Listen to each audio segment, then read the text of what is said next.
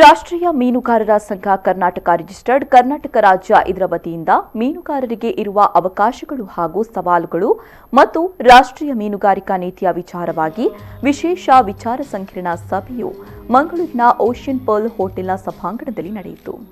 ಕಾರ್ಯಕ್ರಮವನ್ನು ಶ್ರೀ ನಿಜಶರಣ ಅಂಬಿಕರಾಜ ಒಡೆಯನವರ ಗುರುಪೀಠ ಇದರ ಪೀಠಾಧ್ಯಕ್ಷರಾದ ಜಗದ್ಗುರು ಪೂಜ್ಯ ಶ್ರೀ ಶಾಂತ ಭೀಷ್ಮ ಚೌಡಯ್ಯ ಮಹಾಸ್ವಾಮಿಗಳು ಗಿಡಕ್ಕೆ ನೀರೆರೆಯುವ ಮೂಲಕ ಉದ್ಘಾಟಿಸಿದರು.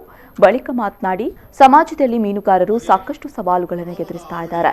ಸೈನಿಕರಷ್ಟೇ ಶೂರರಾಗಿರುವ ಧೀರರು ಅಂದರೆ ಮೀನುಗಾರರು. ಅವರ ಕೆಲಸ ನಿಜಕ್ಕೂ ಸಾಹಸದ ಕೆಲಸ ಅಂತ ಹೇಳಿದರು. ದೇಶ ಕಾಯುವಂತಹ ಸೈನಿಕನಿಗೆ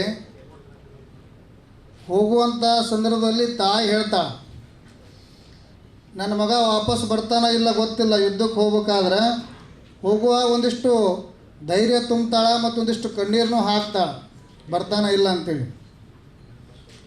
ದೇಶ ಕಾಯಲಿಕ್ಕೆ ಹೋಗಬೇಕಾದಂಥ ಸಂದರ್ಭಗಳು ಅದೇ ರೀತಿ ಈ ಮೀನುಗಾರಿಕೆಯ ತಾಯಿ, ಮೀನುಗಾರರಾದಂತಹ ನಮ್ಮ ತಾಯಿನೂ ಕೂಡ ನಮ್ಮನ್ನು ಸಮುದ್ರಕ್ಕೆ ಕಳಿಸ್ಬೇಕಾದ್ರೆ ಒಂದಿಷ್ಟು ಧೈರ್ಯ ತುಂಬಿ ಕಳಿಸುವಂತಹ ಮತ್ತು ಸೈನಿಕರಷ್ಟೇ ಒಂದು ಶೂರವಾಗಿರ್ತಕ್ಕಂತಹ ಒಂದು ತೇಲುವಂಥ, ಆ ನೀರಿನಲ್ಲಿ ತೇಲುವಂಥ ಒಂದು ಧೀರ ಹೃದಯ ಯಾರ್ದು ಅಂತಂದ್ರೆ ಅದು ನಮ್ಮ ಮೀನುಗಾರದು ಅಂತಕ್ಕಂಥದ್ದು ಎಲ್ಲರೂ ಭಾಳ ಹೆಮ್ಮೆಯಿಂದ ಹೇಳ್ಕೊಬೇಕಾಗಿರ್ತಕ್ಕಂಥದ್ದು.